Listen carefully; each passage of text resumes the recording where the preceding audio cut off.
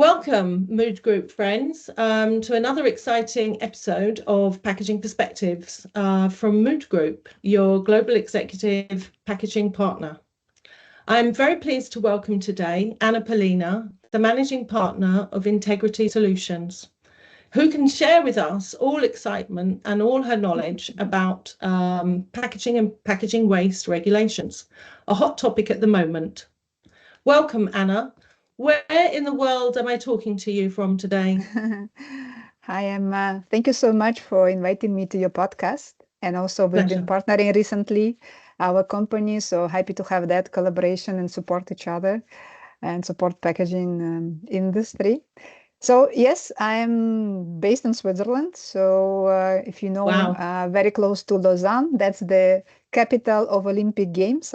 So Oh, wow. Yeah, never important been. touristic destination. Never been Yes. to Switzerland. Definitely a place on the list. Yes, but you need to save a bit before you come here. I mean, Swiss like to go for vacation outside because it's more affordable. So, Okay. And a favorite restaurant. Is there a favorite place you like to go, Anna, in Switzerland? well, since we talk about tourists, so if you're ever on the business trip, Yes. I can suggest a place which is very close to the railway station that we have in Lausanne. Okay. So if that's actually a Chinese restaurant. Recently, my family is really into Asian food. Yes. And it's called the Sheksu. I hope I say it correctly. I'm not Okay. sure. Sounds. But as a family, we go there when it's like, it's not a fancy place, but it's when you really want to eat, like really hungry. The Yes. portions are big. You always have Okay. this doggy Yeah. bag with you. So that's the place if you'd like to eat. I think it's not for like Fantastic. a business formal meeting, but if like for the cozy chat and And having useful good to know time. if you come in by train, because train is Yeah. such a good sustainable way of travel, isn't it, these days? Well, in Lausanne, to Lausanne, you can get by train. So yeah, so Brilliant. I shall definitely bear that in mind that next, if, if when you like I come Chinese to food. Switzerland. Yeah. So, Anna, you're very successful in your line of work. Can we rewind the clock a little bit back here and find out how your journey started and your interest Mhm. in packaging? Um, yes. So actually, so life was always bringing me to packaging somehow. It wasn't, we can say it an accident, but I have zero regrets. So my professional career was quite straightforward. It was so I spent a lot of years working in corporations. Basically, my first employer was a packaging manufacturer. So I think many people know it's a leading global manufacturer. It's called Amcor, and it was in my city where I was born and where I finished my studies. It was my first job, but I have to say that there was one job application which I didn't get, but the second chance I had for some other role, I got it done. Brilliant. Never give Um, up. yeah, yeah. And I was lucky because there were two sites, and the second job I got, it was a new green field actually. And I think all the excitement and all the learning and development you have when you start something new from scratch, I had been that young, I had that nice experience to see how all that setup, system, processes, organization. So really grateful for that experience. So I was Interesting. a production planner. So really going to the production lines. Hmm. I don't know. So having setting order of productions, controlling materials, sequence, etc. Doing optimal planning on the machine line to ensure it's effective and makes sense, and with all these urgencies that the clients have. So that Sure. was a nice role as a start, and Nice. afterwards, yes, it was so long time ago. No, It's very difficult to remember that. not that long. Yeah. And basically afterwards, I joined the Philip Morris International. That's a tobacco company. So for me at that point, it was even like a step up in terms of my professional development. And basically, the next, how many things, 15 or 17 years, I spent at Philip Morris going through different roles. growing my expertise as well. Absolutely. Always in operations, also linked to the strategy, long-term planning, Right. Yeah. sourcing, etc. Yeah. Mm-hmm. And the second part of my career, I ended up in procurement of direct materials, which was also a bit of an accident. But zero regrets. I think that's, I don't know, I love procurement with all my heart. Yeah. I think it's a job where you can demonstrate your expertise, your skills, hard, soft skills. It's directly where you see the impact and where you can show the impact, I mean, make the impact for your company. So it's very tangible, the job you do. And eventually my roles in procurement took me to packaging. So I was responsible for global packaging procurement at Philip Morris. I think it was the best time of my career. All that responsibility, exciting projects. And I think it also made it really, I mean, everybody thinks procurement is about cost saving and just pressure. I mean, that's partially true. But I think there was this element that became very important last year, that about sustainability, and packaging is there on the front line of any product. So Absolutely. It starts from packaging, the impression that consumers have about the product. So we had a lot of projects on sustainability for packaging, and it's exciting to be part of something when you're there to reduce waste, I don't know, to reduce environmental impact. It gives purpose to your everyday job. Absolutely. So, yeah, that was exciting in my corporate. All those details, though, all those small details at the start, I think, you know, if you change slightly like a ship, you know, the direction can really go a long way wrong or the correct way. So I think to get that right is key. And obviously you have huge experience in that and knowledge. So exciting for you to be part of that and then share that knowledge now in the situation you find yourself in with managing integrity solutions. Can you tell us a little bit about that, Anna? Yeah, so at a certain point of my career, so I'm very grateful for the years I had at Philip Morris, but at a certain point of our career, we all think, what are we here for? A bit like, is that all that I'm made for? Is there anything else I can do in life? Because as life goes by, we want to try things and to have no regrets eventually, right? That we try the things. Yeah. And basically, I decided to change. So some people tell me Anna is brave. Some people tell me Anna is stupid. Because when you jump into uncertainty, well, it's always difficult in life. It's important that you have a support of your family and people, because it's a very big change, professional change. When you start something new, either you change your job, you go to another company, I don't know, you change the country, or you start your own business. So in my case, I decided that I give it a try, start something of my own. I was thinking that I've, let's say, accumulated enough experience to try it. But honestly, you always feel in packaging that is so, I mean, evolution is so quick. You always feel like you have to catch up, and it's so your expertise is never enough. You need to really be on track. So it was not easy, but I decided to go for that step. I was thinking, what do I do well? So this business perspective on packaging, where I was successful in my career, and I decided to, let's say, merge this part and then the sustainability part, and really focus the activities of my small company on sustainable packaging. So eventually, not just let's say defining it or telling companies what to do, but really telling them how they can make a step. So because I think many companies want to transition, they want to let's say reduce the impact, and but there are also business priorities. You need to pay your salaries, you have your constraints, you have your, I don't know, existing machine park. I don't know, there are a lot of business implications for the change. So I was thinking that my role would be to help them unlock the situation or to help them overcome those obstacles they might have and really focus on the how they can actually make that step.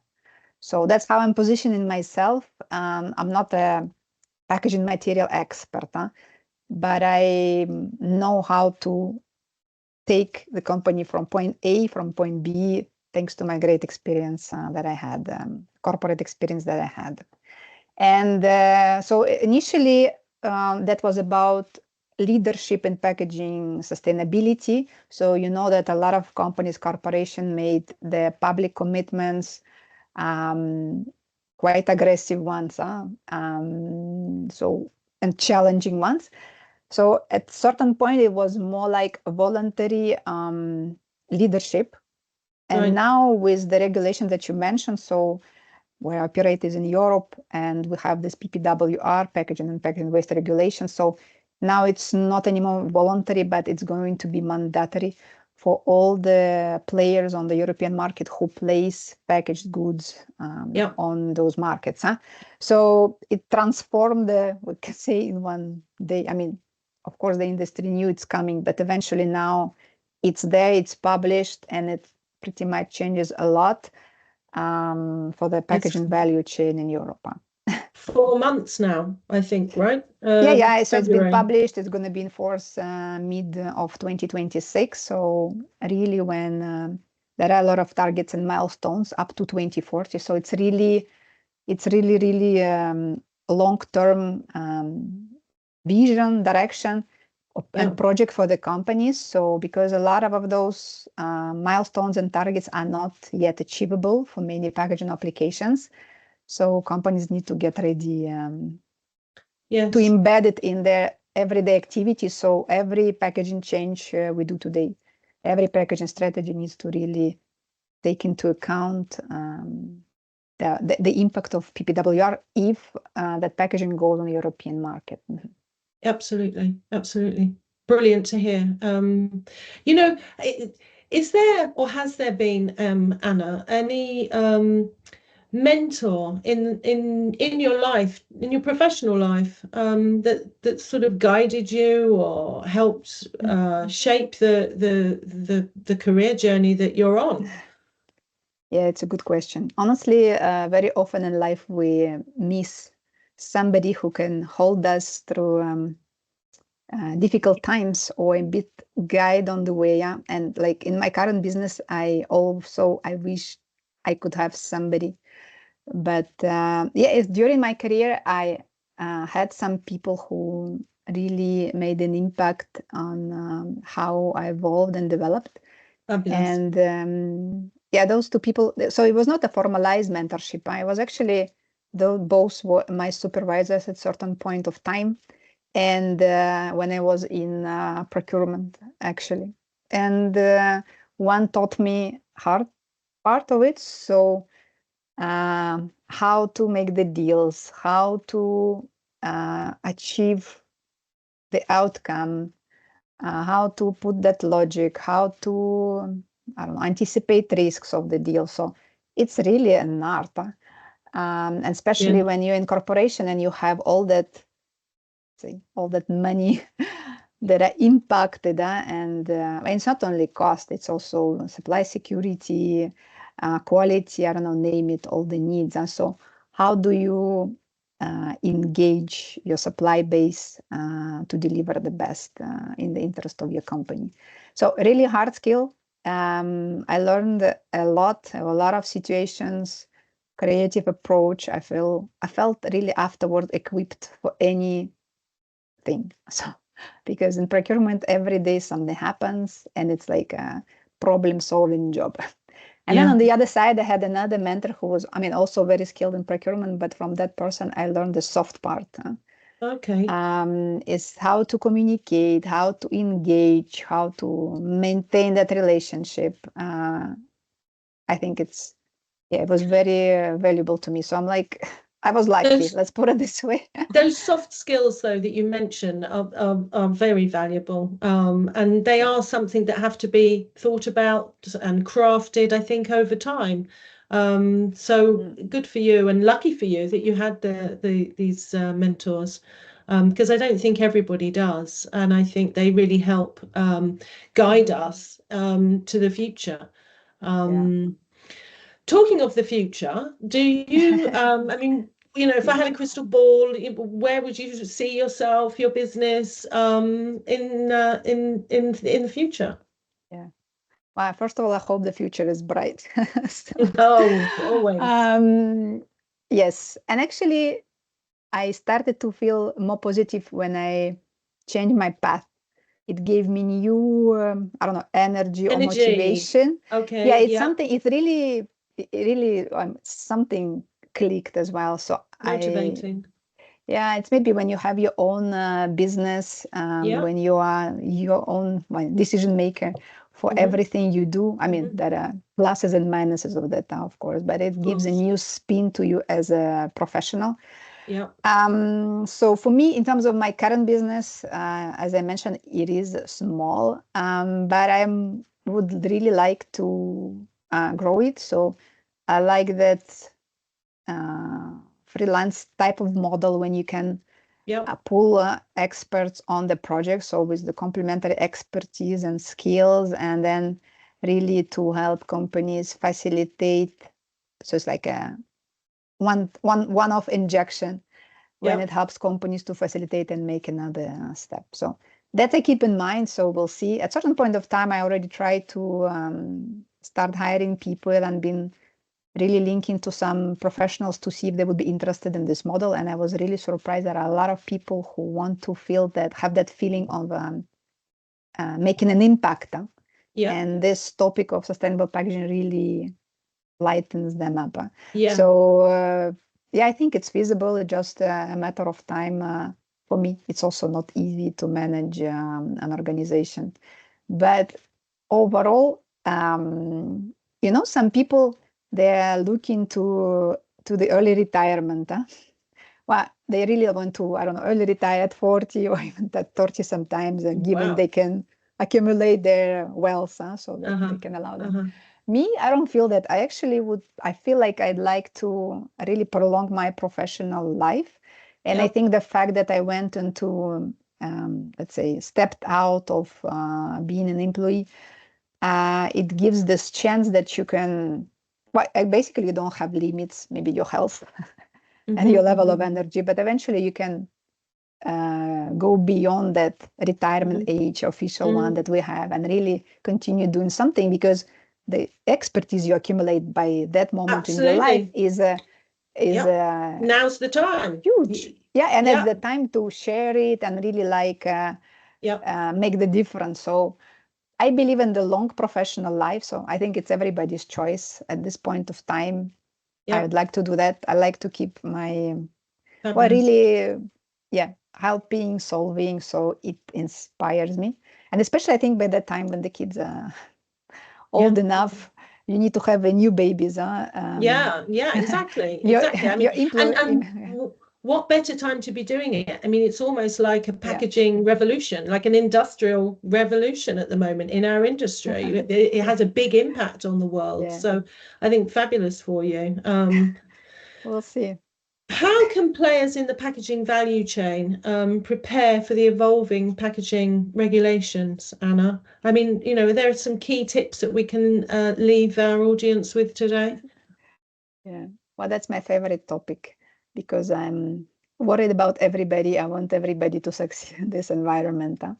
I think the tips, so I can split them in two streams. So first is for suppliers in the packaging industry, and then maybe the brand owners and the producers of packaged goods. So if we talk about the packaging suppliers, as per the regulation, the party that needs to demonstrate compliance is actually the company at the end of the value chain. So it's the one that puts the brand on the packaging and puts it on the market. But nevertheless, so all the packaging value chain needs to share information, and eventually this is the packaging industry that needs to provide the solution for the brand Consumer. owners to Yeah. comply, right?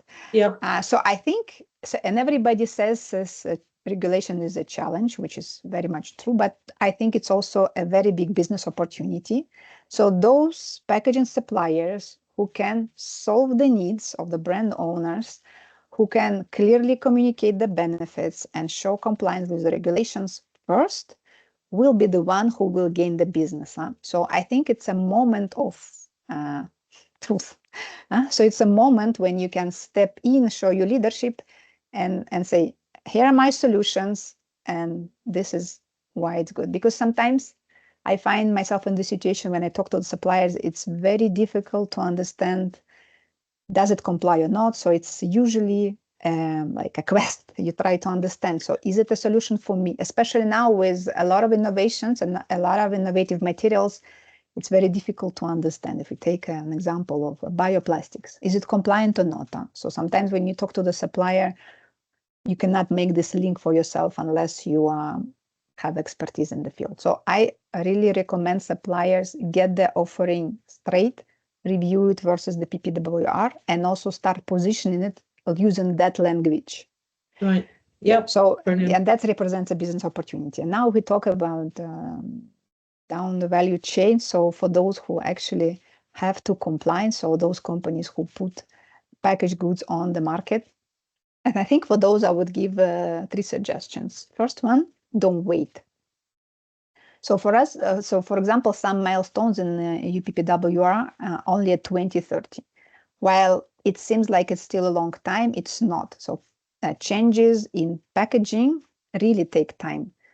Testing, qualifications, maybe then you need to pivot, then it becomes too expensive, then you cannot scale, I don't know. So it's really long journey to implement a packaging change. And here we're going to be implementing across the portfolio. So it's not just for some SKUs or packaging type.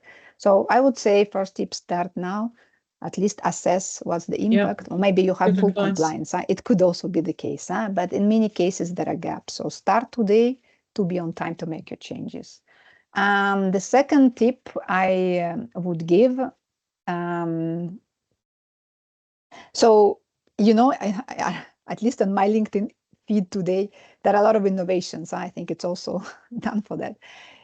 Here is a new thing like this. Here is a new thing like that. Yeah. And I would say, don't jump into what you see. So innovations that you see, or if there is a trend, we say paperization is a trend. Of course, consumers like it, but it's not making sense for any application. So I would say, do your proper assessment. Go really from big range, understand what are your options, and then try to put logic to select what best fits your application, your industry, but as well your business goals, constraints, what consumer will accept. So really, do your homework Get it properly. Right at the beginning. Yes. Yeah, because also innovations today, it's true there are some nice things really like popping up, but many of them also not scalable. They might cost too high, but you also need to make sure that your business is sustainable. Yeah, makes sense. Right? Very good advice. All good advice, Anna. Great. Yeah, so I would suggest start today.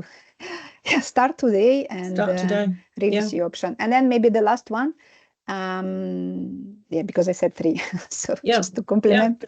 Because this regulations, as I mentioned, it sets targets up to 2040. It means it's not there just for next mid-term. It's a really long-term project. So, and it's going to be impacting a lot of activities that you, packaging related activities that you do today. So I would say assess resources that you need for that.